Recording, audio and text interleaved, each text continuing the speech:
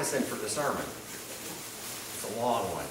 And I know when food's being cooked and it's a long sermon, when it time's out, I gotta go fast. And so I'm practicing already. So I'm trying to get right to it. All right, we're gonna be in chapter 7, the process of progress. And this chapter is on stewardship and service. And it starts out with a word study. So the first 4 or 5 pages is a word study, because a lot of times when you hear the word service or stewardship, we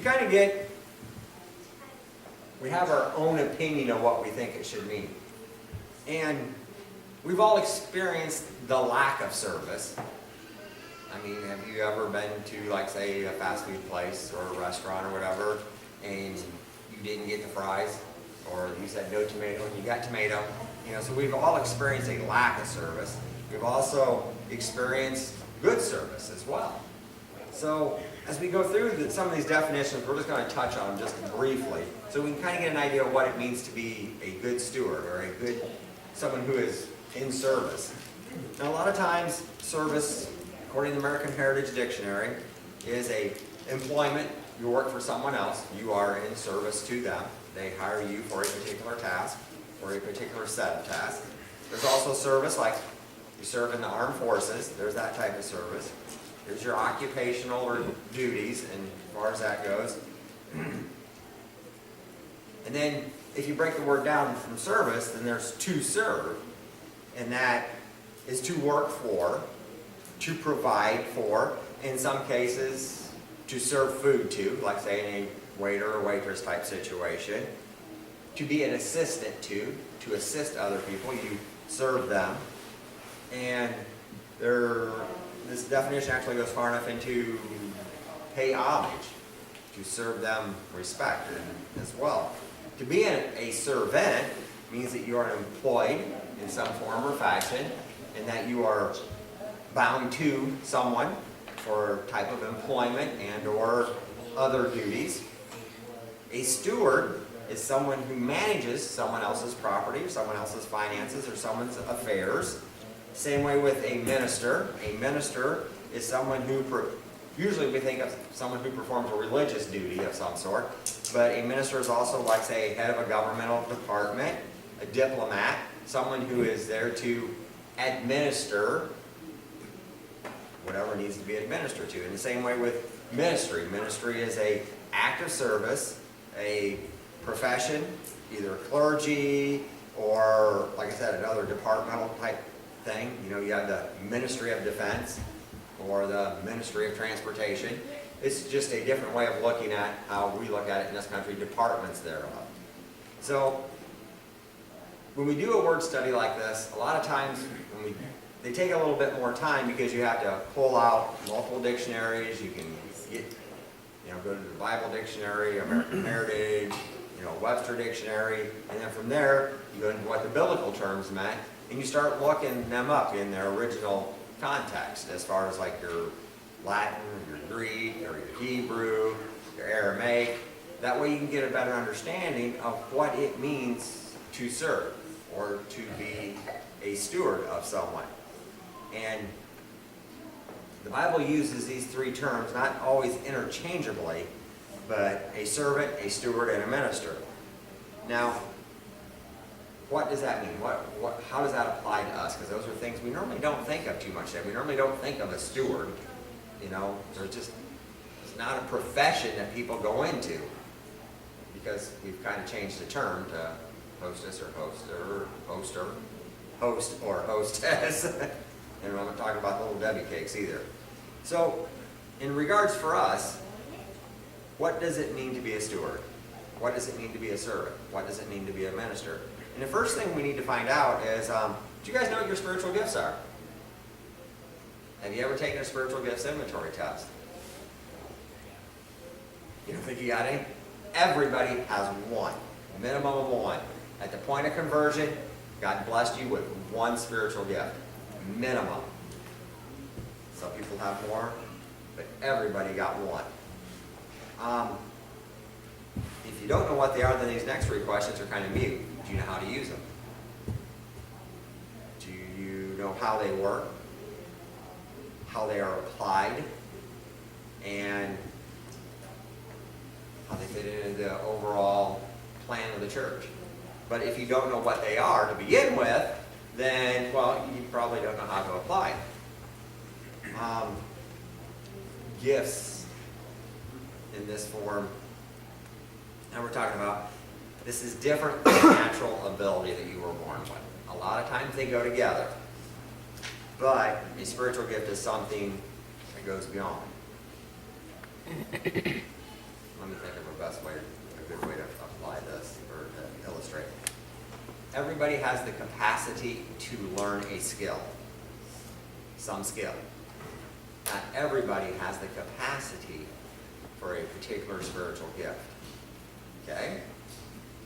The difference between the two is something I can do with something I could learn, a skill I could learn, as opposed to a skill that God has to bless me with before I'm able to perform.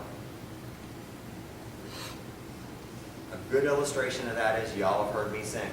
God did not bless me with the ability to sing. He blessed me with other things, but not that. So if I apply my spiritual gifts incorrectly, which would be, I decide that I want to be a singer. I want to lead the worship service, portions of the service. I want to do that. I want to lead the praise. I want Alan's job. I want Juan's job. Because I can't play, I don't even think I can go play chopsticks, to be honest with you. What happens when I apply my spiritual gifts incorrectly? And it's something I determined I want to do because, well, you know, anybody can learn to sing, right? Anybody can learn to play the piano. Well, no, not necessarily. It doesn't matter how big the bucket you give me or even the wheelbarrow, I still can't carry a tune. I can't read music, and I'm tone deaf as they get. So what happens if I apply it and decide that's what I'm going to do? Well, what happens is the worship leader gets very frustrated, the congregation gets very frustrated, and I become very frustrated. And it doesn't work out. And because I don't have the gift that I want, does that mean that I have no gift? No, it does not. It just means God's gifted me in other ways. Some people have a gift of hospitality. Some people have a gift of service. Some people have the gift of act of kindness. I mean, if you go through a spiritual inventory that Mindy and I went through, how many years ago was it? Years ago. There were, 26? Something like that, different spiritual gifts. And they ranged all the way from janitorial type services, all the way, I mean, it was the whole gamut of everything that needs to happen inside the church building to make a church work, including understanding finances, understanding human relationships as far as like counseling and those sort of things. And it went all through them.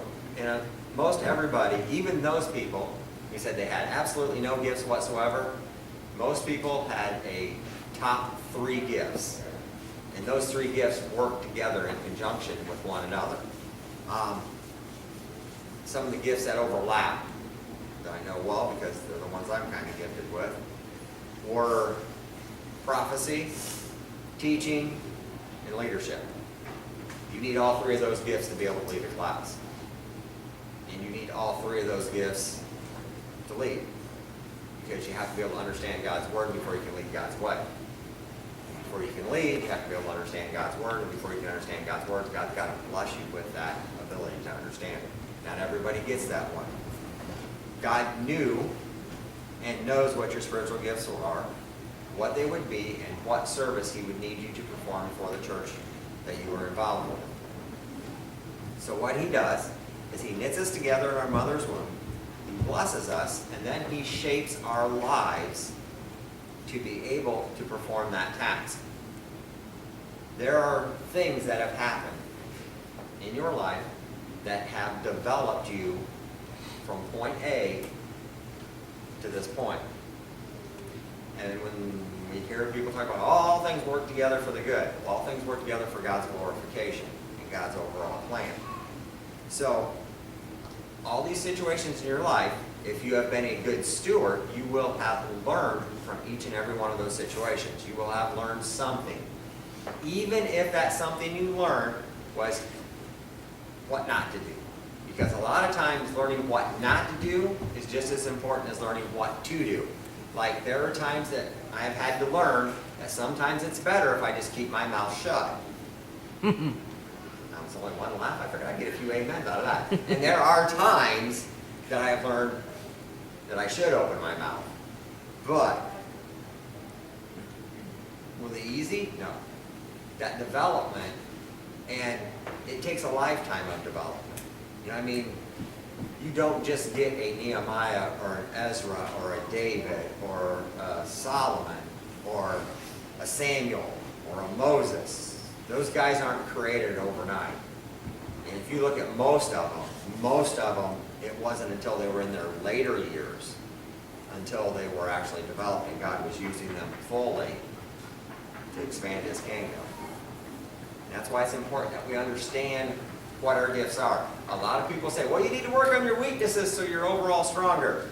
Honestly, I let God work on my weaknesses and I work on my strengths. And I let Him work on my strengths to help me to develop the gifts that I need to do the ministry that He's called me to do. Some examples of stewardship that we find in the Bible.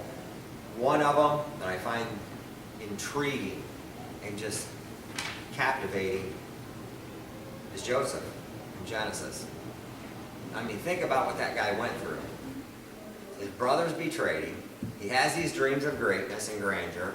His brothers betray him. They throw him in a pit. He goes into Egypt as a slave. He's Potiphar's slave, and he excels at it. Potiphar's wife has designs on him.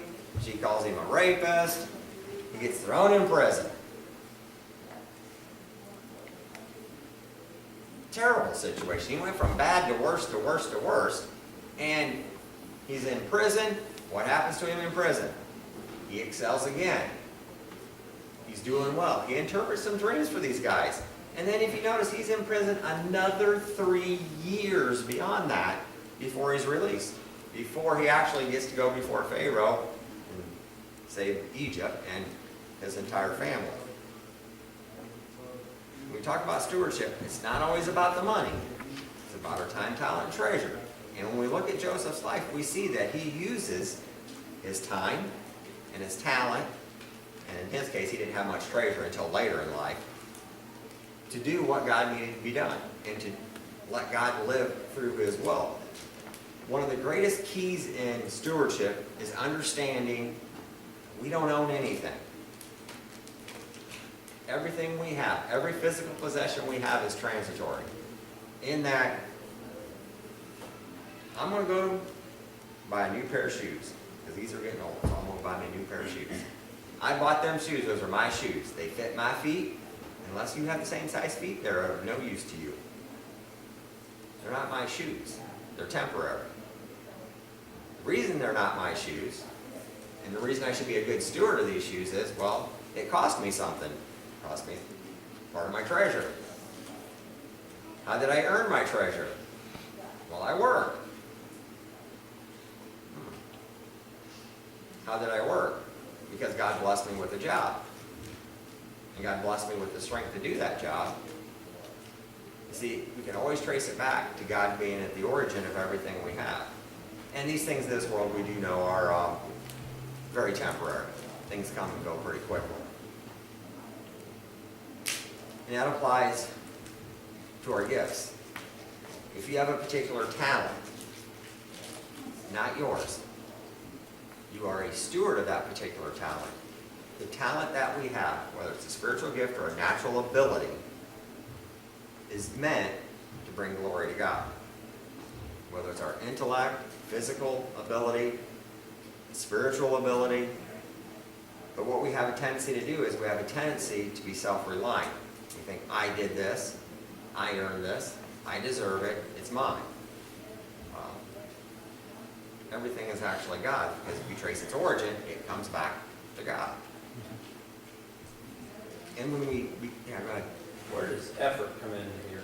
Because Effort? Effort comes in. You know what I'm asking? Yes. You want to expound upon that? Let me make sure because equal effort does not always equal result. Right. We could play basketball, and you're going to kill me in basketball. And I could play twice as hard as you and still get beat. I'm older than I used to be. Yeah, so am I. But I just get killed, right? Does that mean I'm gonna try to make sure I get this. Should I be discouraged with those results? Well, yeah, you'd probably be discouraged, saying, hey, you know what, I didn't do as well. But what I need to understand is I need to refocus that in to what did I accomplish. All right, even though I lost 21-3, I got 3 shots off. All right, now the next time we play basketball, Keith wins 21-4. Did I work any less or any more? No. Did he work any harder or any less? Maybe. I don't know. I can't judge how he did, but I scored 4 points this time. What we need to do is we need to understand that we're not always going to be blessed the same every time. The victory I got was, hey, I got an extra point, and I made him sweat. You know, it wasn't so easy for him. I've improved a little bit. We need to take our wins where we can get them, rejoice and thank God for that win, or that improvement, and we need to understand that sometimes a great blessing is a huge hindrance. A way to look at that is, how many people have you heard about or seen win a whole bunch of money and windfall in the lottery? And what happened to their lives afterwards? They were a bigger disaster than what they were before they had the money. Sometimes losing is our best teacher. Losing or not having the same result as somebody else.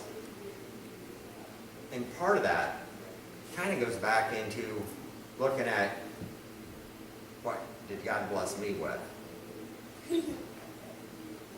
When I'm looking at other people, I'm not looking at the Lord. I'm not looking at what He's blessed me with, what my talent is, what my treasure is, what my time is. And we really shouldn't compare ourselves to others. God's blessed you with height that I can't overcome. I know it kind of oversimplifies it, but Lynn, you have mechanical abilities that I will never have. Never have. Never, ever have. Never, ever, ever have. Matter of fact, I break stuff. I am excellent at breaking stuff. I walked up a ladder yesterday to put up that little antenna on the side of my house because I'm tired of paying for cable. Couldn't even drive 2 screws straight. And cracked my head on the stupid antenna. Thought I'd cut myself, but I didn't. You could have walked right up that ladder and been done in 5 minutes. I didn't have a long enough cable, so I had to run out to Ace. You know, projects like that one of you guys can whip out in a heartbeat. Can't do it. Should I feel like less of a man now?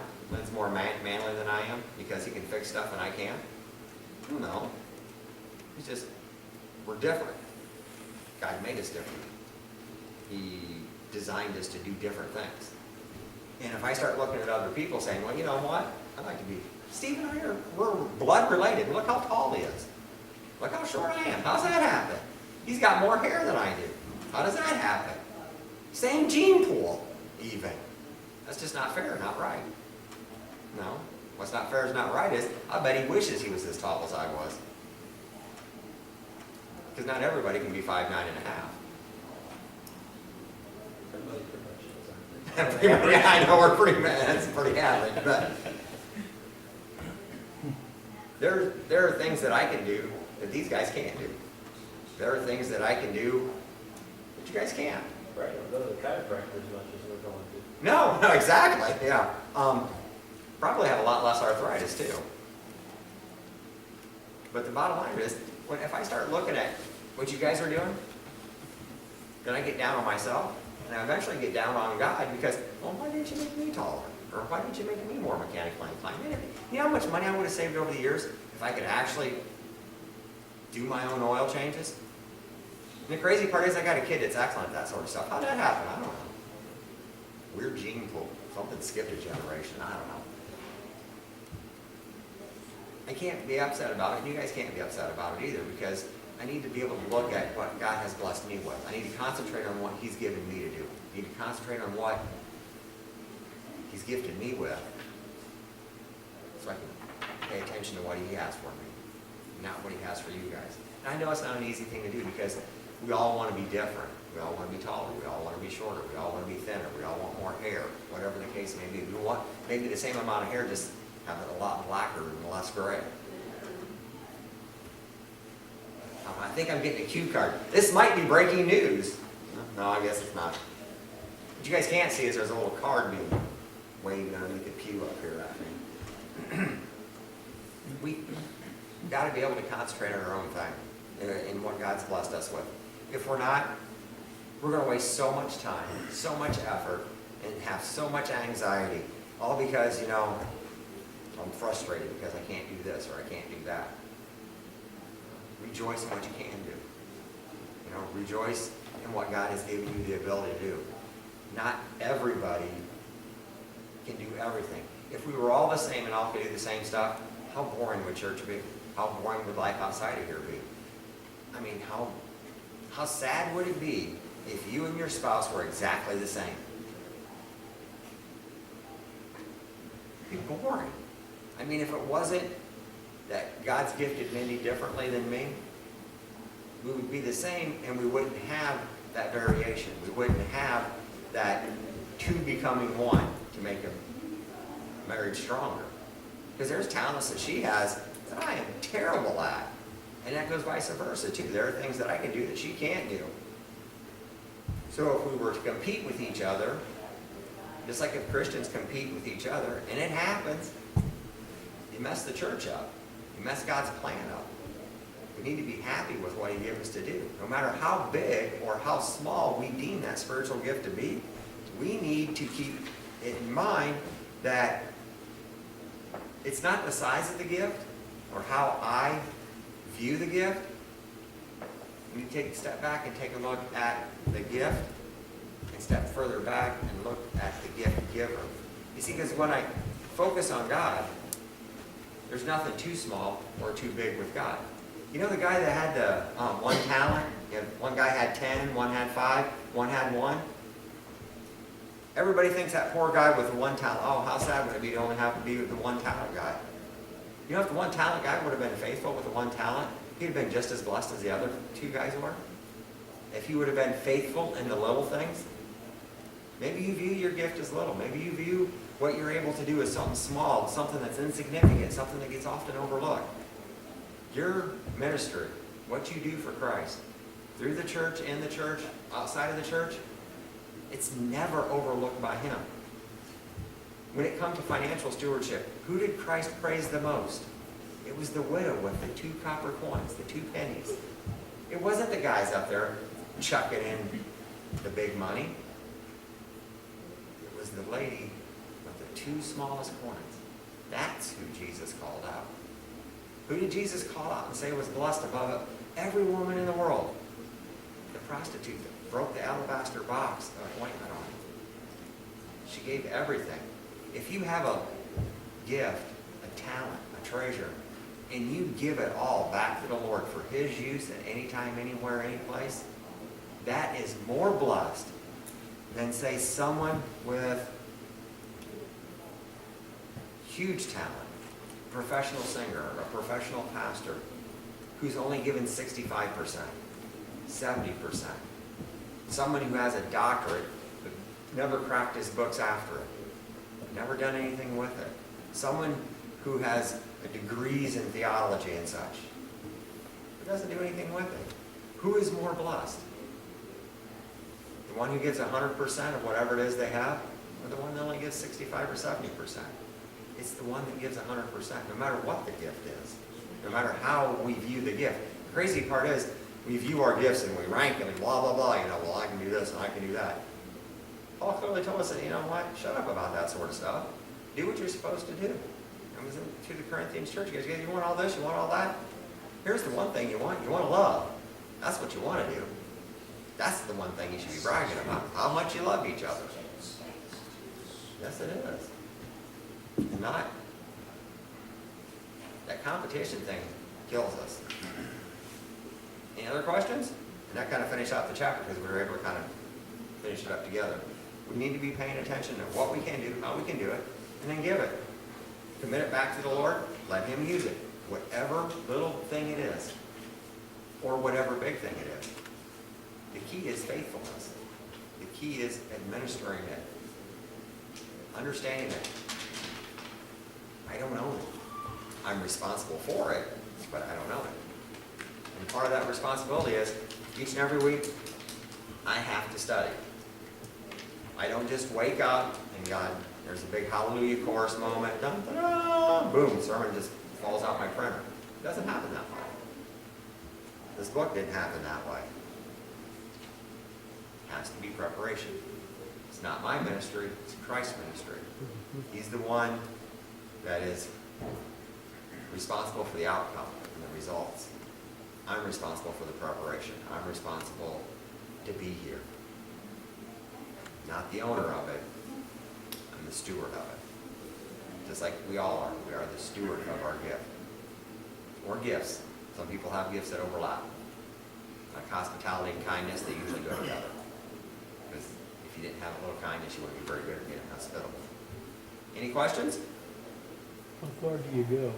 How far do you go in regards to? Helping someone. Depends on the situation.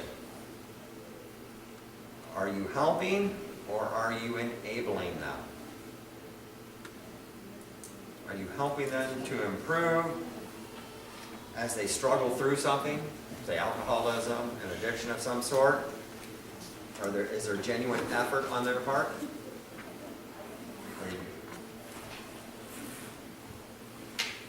Well, there's a difference between the handout and the hand up. Yes, there is. And you have to, as you said, weigh each case and know when to cut it off. And there are times that I've had to cut people off like that, and boy, it was not easy. Mindy and I struggled months before we said, okay, that's it. It's time for you to stand. And it takes much prayer. It really does. And if you're asking the question, you're probably right there at that point where you need to make that decision. Is this enough? Go as far as you can. And I've seen it completely backfire. Like I mean, Yeah, it can. it just flew to pieces after that. Yep. And that person for how many years hated us, pretty much? And it's not a person that we don't know. We're talking family members. And that's as far as we'll go. But they act as if they deserve that, and that's what makes it, that's not Yeah, right. they sure do. Yep. Sometimes you're just propping up something that isn't, got a good foundation, if you want to know what if you kind of get what I'm saying. Their life or their habit or their whatever, and we all know that eventually that's going to blow over or fall down, but sometimes if you're propping it up, it just maintains, you know, and it's going to have to collapse totally before they'll rebuild. If they do, you don't know. But we can't rebuild anybody else's life. Christ can. I mean, that's where we miss the whole point sometimes. Just remember too, in that decision, God knows your heart, okay? They know He knows what you're going through and what your intentions are. You know what I'm saying? And They may say you're a wicked, bad person because you're not helping me anymore, but When you call yourself a Christian, yeah, God knows that you're doing that because you're trying to help them, you know? Yep. and sometimes tough love has to be tough. It's like, Tough love's hard. you know, when you see the panhandlers on the street, you don't know whether they actually need help or if they're taking advantage of you. But like I say, if I'm giving to them, God knows my heart. What they do is between them and God, not me. If I give them food or if I give them money, God knows I was of good intentions in my heart. What they do with that is between them and God. There's separate cases, okay? As long as you have good intentions, then it's what God wants you to do, okay? Even when it gets to the point where you say no. Yes. Because you're not saying no out of meanness, you're saying no out of love. Because you want them to actually stand on their own and to be better. You really want that point. We got limited resources. I mean, you know, if you're pouring them into something or somebody that's not productive, you know, in God's way, then there's probably something else you can do with whatever you're pouring your time and effort into that He'll have for you. But it's disheartening. Yes, it sure is. It's not easy making that decision. Never is. We poured all the milk into one bucket, and then took it out and give it back to them, and then they took and poured it all down the drain. Yeah. It feels that way sometimes, and it's frustrating. I call them tough love decisions. Yeah. Any other questions? All right, then.